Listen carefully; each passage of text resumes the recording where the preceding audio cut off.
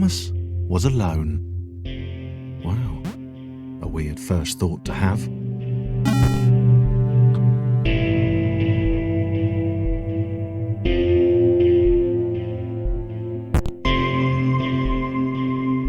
Thomas decided to start listing his observations for posterity.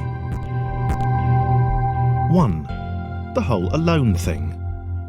2. Portals. They led somewhere. He'd yet to work out what.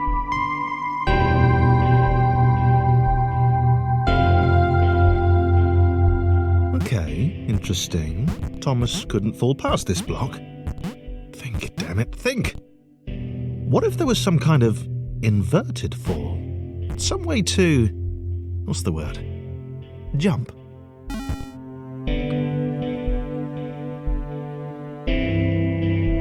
A big jump. But Thomas noted there was no real...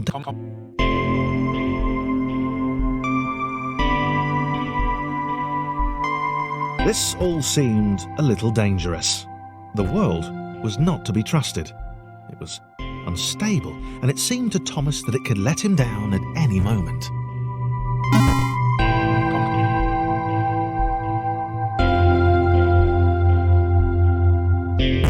Thomas wondered whether the portals were actually taking him anywhere. He felt like he was making progress, but there wasn't really any way to know.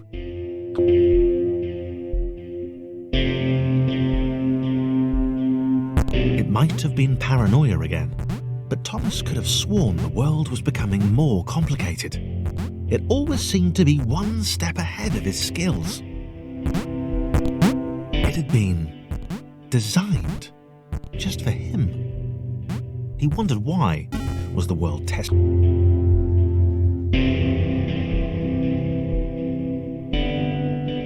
Something about the boiling, toxic, glowing water intimidated Thomas. He didn't like it.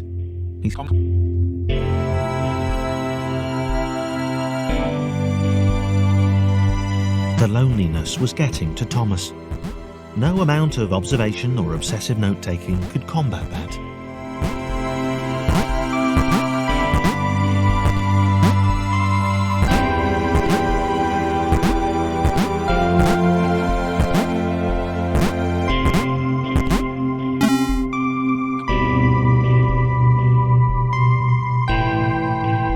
Thomas had a new theory. The world was training him. He could feel himself getting smarter. There was the mental list to consider. Over the minutes and seconds since his spontaneous generation, he'd become a pretty skilled jumper. He was evolving. He just wished he had someone to...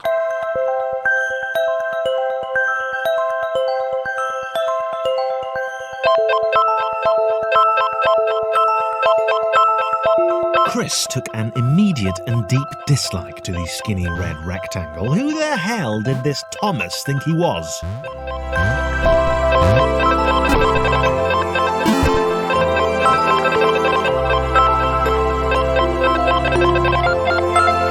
Chris had been doing fine. He wasn't the highest jumper, but he'd held his own. He'd even been graceful at times. Well, not actually. Technically graceful, it's probably the wrong word, but you know, fine. There was that skinny little runt leaping about like he owned the place.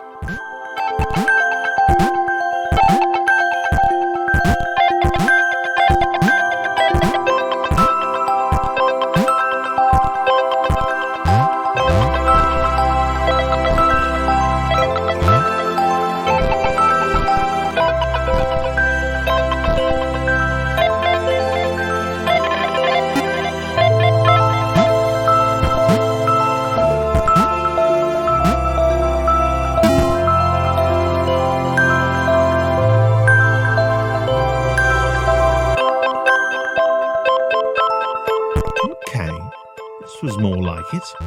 A glowy white thing. Only Chris could get to it, which of course made it all the more enticing. What would it do? What new opportunity might this switch open up to him? Great. Another chance for Thomas to jump slightly higher than Chris. How fortunate. Seriously, this made the whole switch pressing thing entirely worthwhile.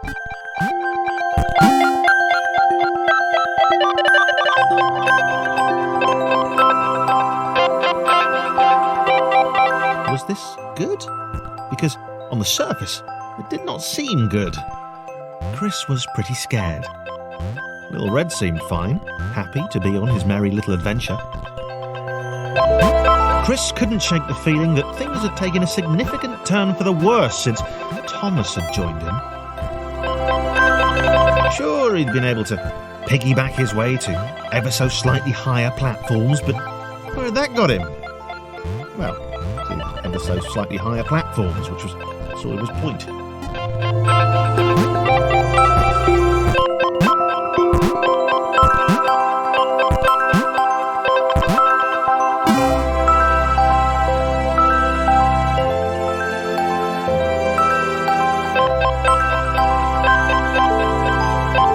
Chris stared at Thomas with pure hatred. He seemed so very happy at their situation. Friends together, a brave fellowship of quadrilaterals on a quest for greatness. That would be fine. But it was all the obvious observation that Thomas was doing which grated. Every time they saw something vaguely new, Chris would hear a satisfied little from the vaulting idiot. He hoped the next portal would split them up, if only for a few levels.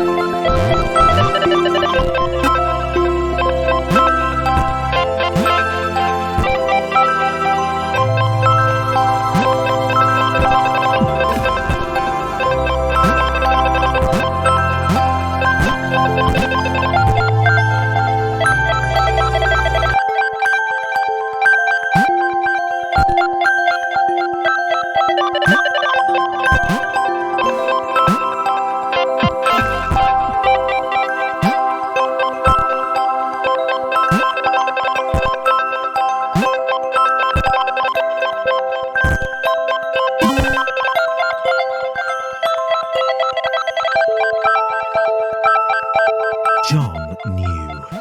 He knew that this was his chance, a moment to shine.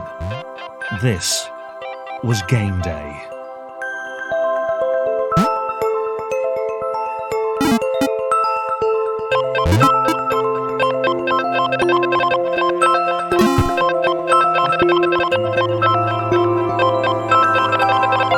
This would not do. John needed room to show off his exceptional skills.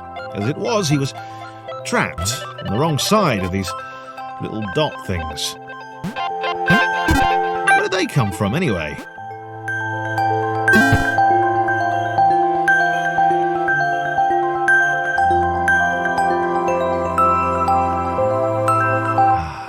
John inhaled the air of the open space, and it smelled of awesome. Time to flex those muscles, to put his training to use, time to show those little dots how it was done.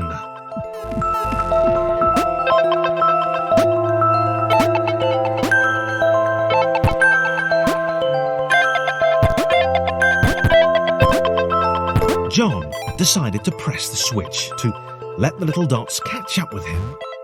John cared for his new allies. You could tell from the sympathetic expression he'd practiced in the mirror all these years.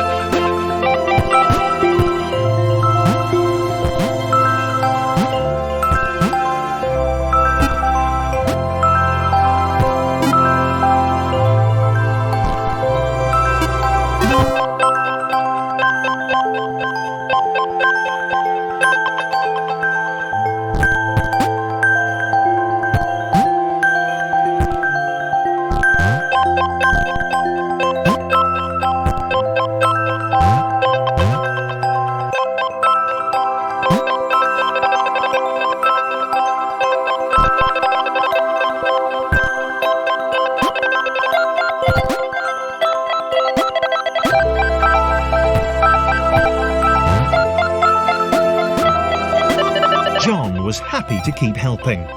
He felt it was important to his image that he was seen to help the little guys.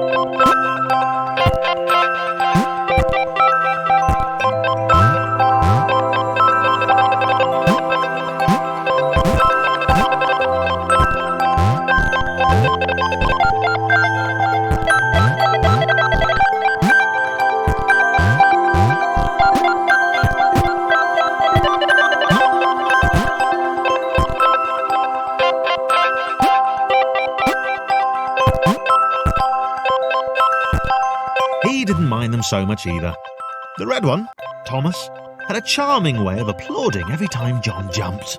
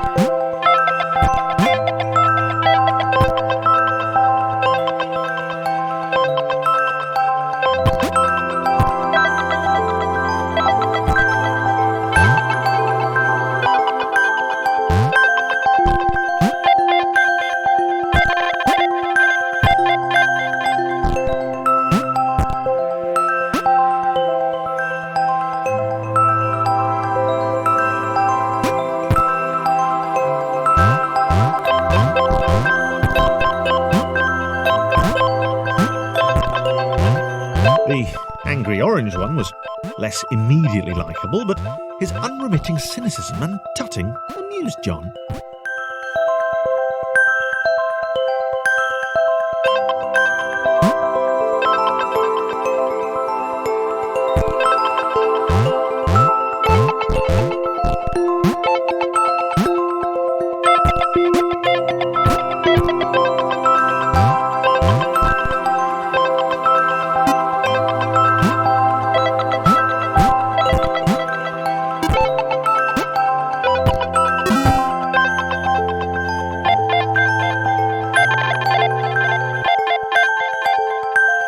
This was interesting.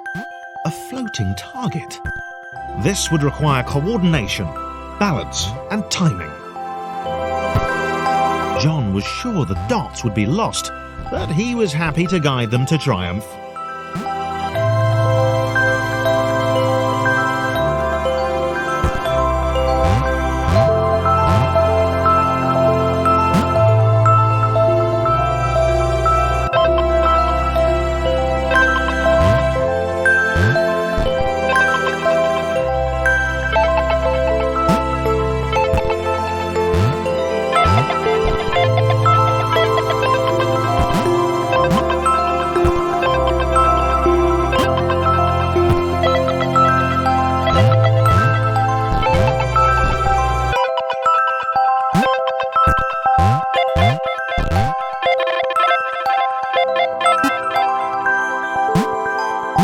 Maybe that's what the dots were for. They were there to extend John's reach, to make his performance even more impressive. John liked the thought. He decided to keep on.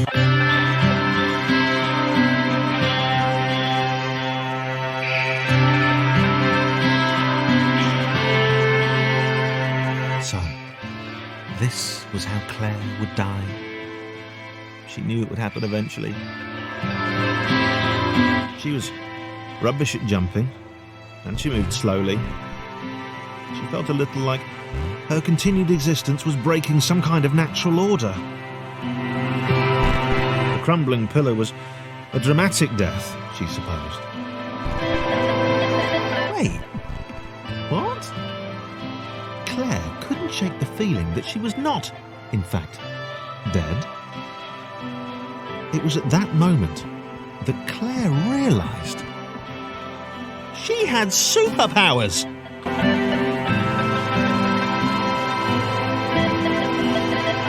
She'd need a cape. There was no getting around that. You couldn't be a superhero without a cape. Claire didn't want confusion. If you saw a cape, that made matters clear. You knew what you were dealing with. Claire was all about communication. And, you know, floating in water, which was her superpower.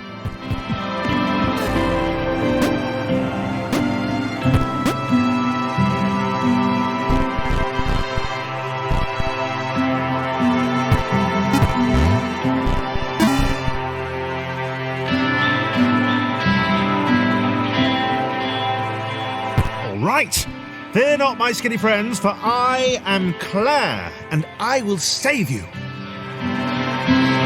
Claire needed to come up with a superhero name as soon as possible. Claire was rubbish.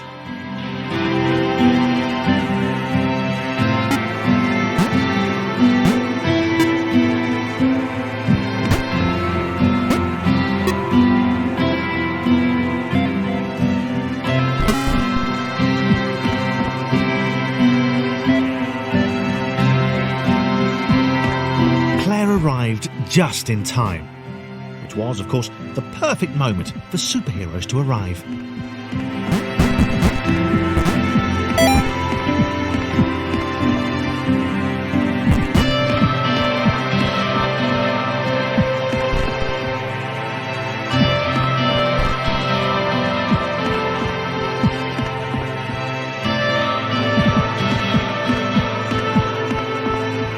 As the water began to rise, Claire vowed to save this little rectangle in as many restarts as it took.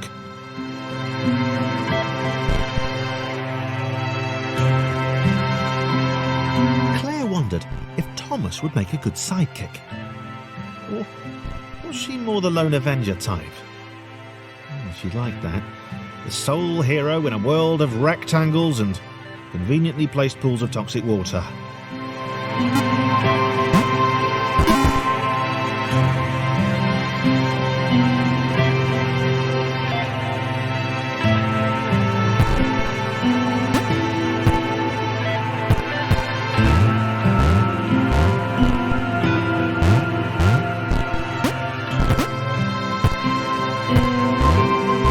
The others told Claire that staircases were a bit of a fixture here.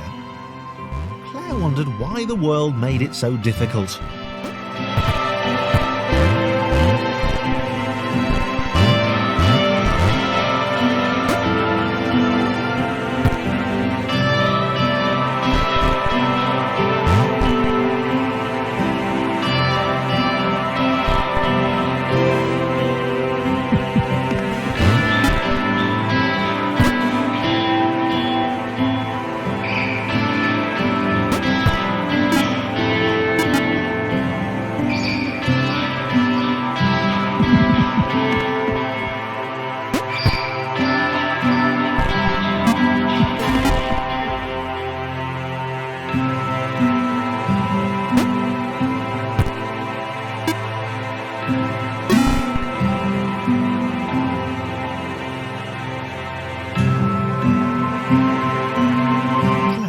Probably needed a nemesis, a villain, who would show their true colours at the worst possible moment, hurting all she held dear.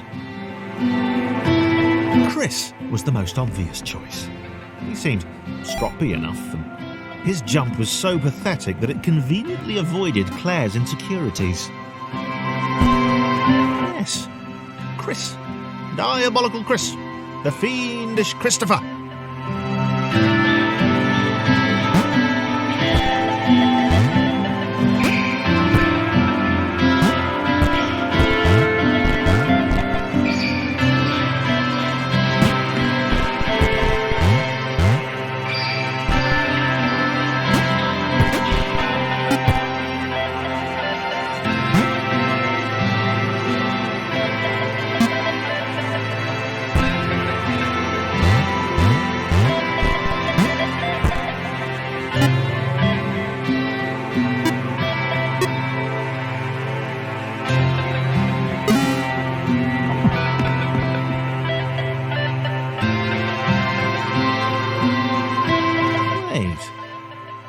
Chris gone?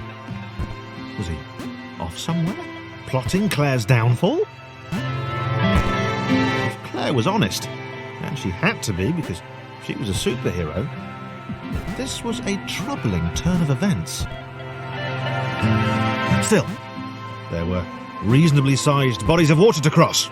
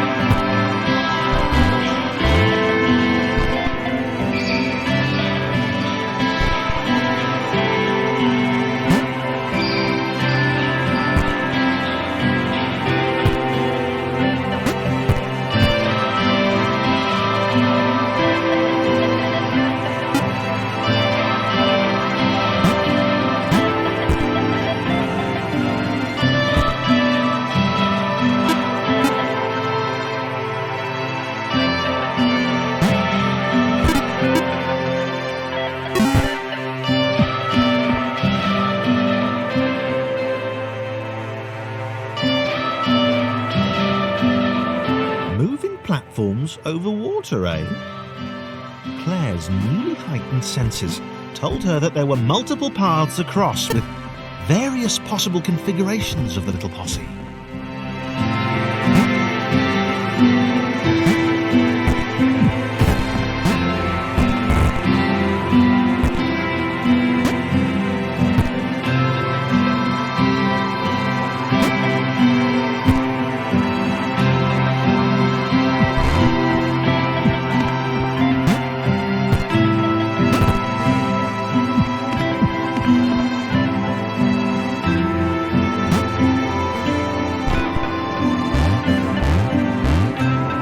They were doing really well. Claire hoped she could get them all across. John was fully aware he could do this alone. Thomas hoped he'd never have to.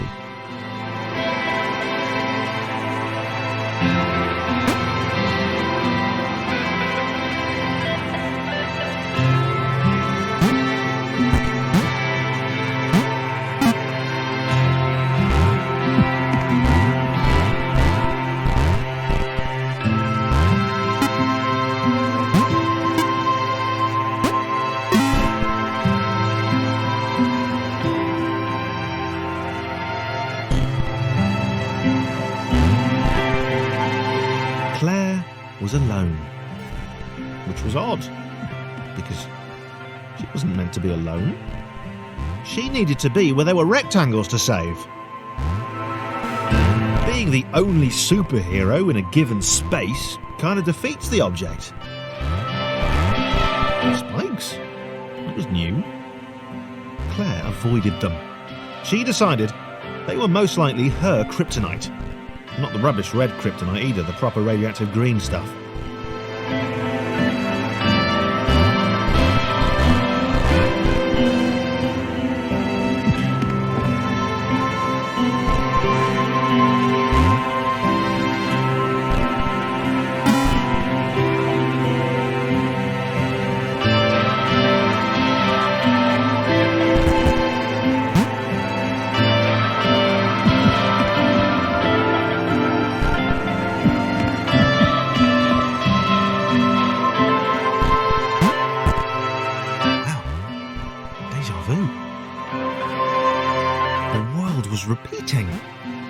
time Thomas was here. Claire felt something had gone wrong. There was a disturbance in the force. Something had altered the matrix. The world was reacting to their progress. It was amassing its forces. It was plotting against them. Claire finally had a nemesis.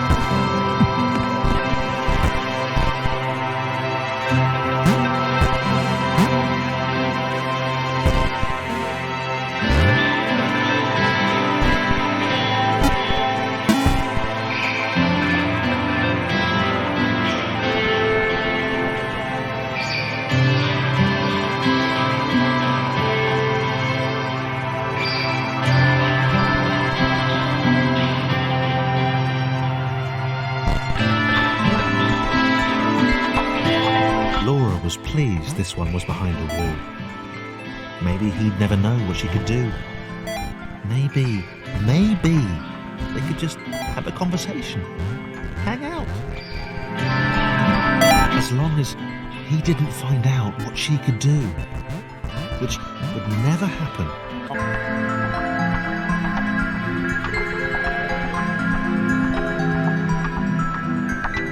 Laura didn't have time to worry about the ominous pixel cloud. It had been following her for some time and...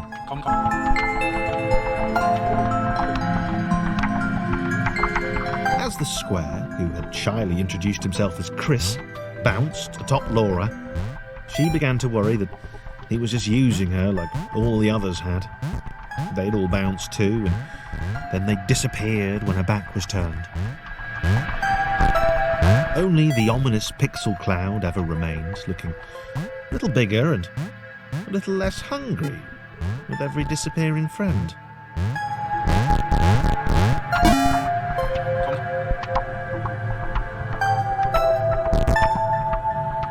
With every bounce, Laura found herself less and less irritated by Chris.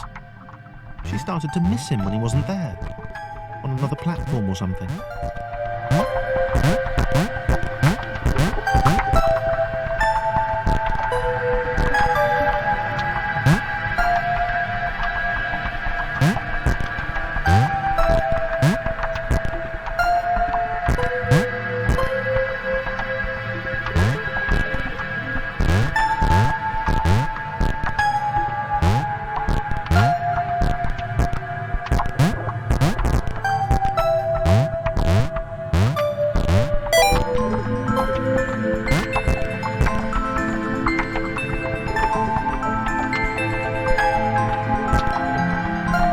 She'd wonder what he was up to.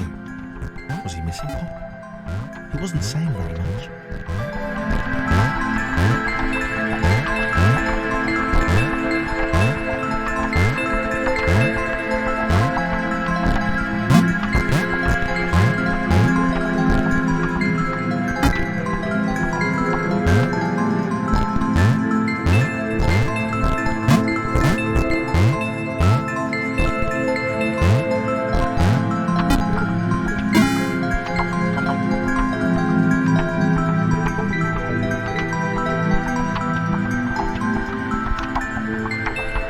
Chris was in love. She was perfect. He had to tell her so. At some point, he would definitely tell her. Probably best to wait for a moment the large, ominous pixel cloud wasn't about, though. Yeah, probably best to wait.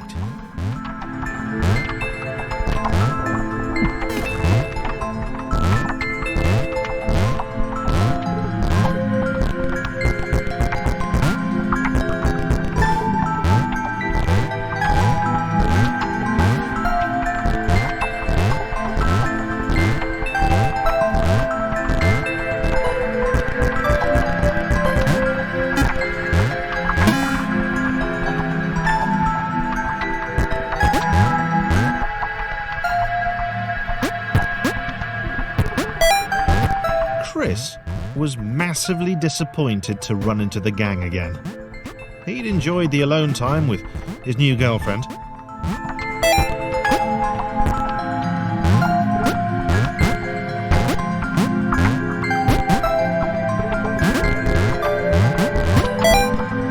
Was it too early to refer to Laura as his girlfriend? Only if I say it out loud, he told himself. He didn't want to scare her off.